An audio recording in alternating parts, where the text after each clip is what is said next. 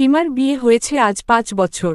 তার স্বামী রোহিত প্রথম স্ত্রী মারা যান ৬ বছর আগে, রেখে যান একটি ৬ বছরের ছেলে, নাম রাজু।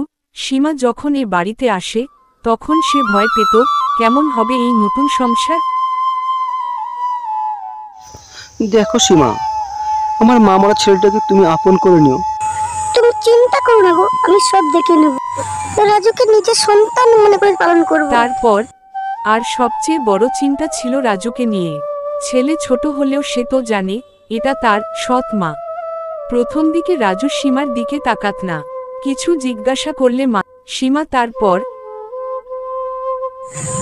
কি শোনো, তুমি এভাবে বসে আছো কেন? বাবা আমার কাছে এসো বাবা। কি হলো, দাঁড়া বাবা দাঁড়া। ঘরে থাকতো বা দৌড়ে চলে যেত।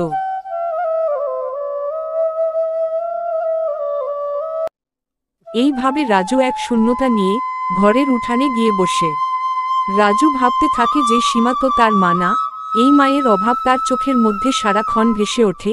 তারপর ছোট্ট ছেলে মেয়েরা খেলা করতে থাকে, তখন ও রাজু গভীর হতাশার মধ্যে ডুবে থাকে।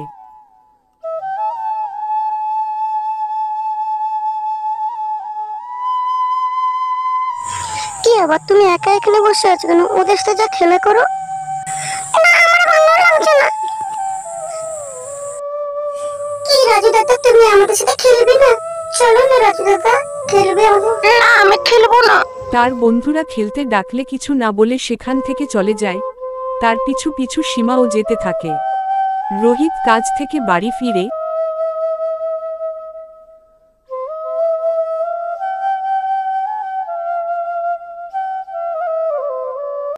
সীমাকে ডাকতে থাকে। তারপর কি গো, রান্না কি হলো? আমাকে একটা খেতে দাও, আমার ঘুম পেয়েছে।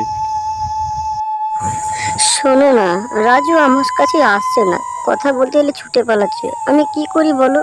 তুমি চিন্তা করো না, সব ঠিক হয়ে যাবে। সীমা কষ্ট পেত, কিন্তু রোহিত বলতো সময় দাও, সেও বোঝে, সেও মানুষ। তুমি খাও, আমি সোনাকে ডেকে নিয়ে আসি। এই বলে সীমা রাজুকে খাওয়ানোর জন্য ডেকে আনতে যায়।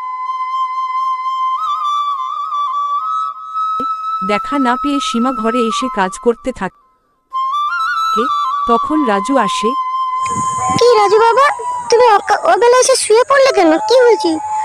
ইমা তোমার গায়ে তো তারপর জ্বর। সীমা ভয় পেয়ে যায়। তুমি কি আমার মা হবে? তুমি চাইলে আমি তোমার মা হতে পারি। তারপর সীমা ছেলেকে নিয়ে বিকেলে বেড়াতে যায়। মা ছেলের মধ্যে সম্পর্ক গড়ে উঠতে থাকে। চলো সোনা, ঘুরে আসি। চলো বাবা। হ্যাঁ মা চলো।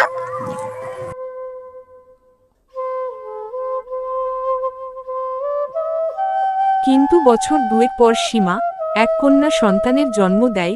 তা দেখে রাজুর মনের মধ্যে এক আলোড়ন সৃষ্টি হয়। শুধু তাই নয়, রোহিতের মনের মধ্যেও একই রকম সংশয় গড়ে ওঠে। আমার তো বেশ চিন্তা হচ্ছে, সীমা তো নিজের মেয়ে হয়েছে, এখন আমার রাজুকে অবহেলা করবে না তো? তারপর রাজু বাড়ির উঠানে এসে বসলে ছোট্ট বোন সুমি খেলতে ডাকলে ভাই বোন একসঙ্গে খেলতে চলে যায়।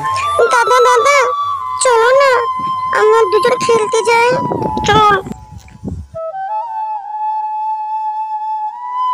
তারপর সীমা কাজ শেষ করে খাটের উপর এসে বসলে ছোট্ট মেয়ে সুমি মায়ের পাশে এসে বসে। তখন রাজু আসতে থাকে তাকে ও সীমা পাশে বসতে বলে। বাবা রাজু, এ তোমার ছোট বোন, তুমি ওর বড় ভাই, তুমি হলে মা বাবার ডান হাত।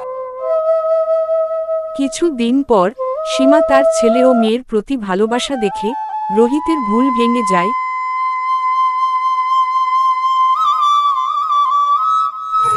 যা, আমি আস্তে না আস্তে ভাই বোন শুয়ে পড়লো। ঠিক আছে, ঘুমিয়ে পড়ো। চলো আবার রাজু, স্কুলে যেতে হবে। হ্যাঁ চলো মা। পরের দিন সীমা রাজুকে নিয়ে গ্রামের পথ ধরে স্কুলে নিয়ে যায়।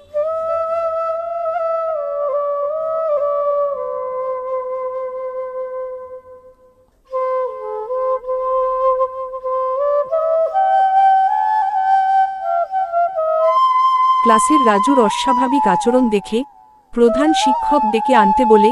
তারপর রাজু প্রধান শিক্ষক মহাশয় কাছে তখন। হ্যাঁ স্যার, আমাকে ডেকেছেন? সি ক্লাসে রাজুকে ডেকে দাও। ঠিক আছে স্যার, ডেকে দিচ্ছি। রাজু দেখে এসো। হ্যাঁ স্যার বলুন। রাজুকে তোর মা কি স্কুলে আসতে পারবে?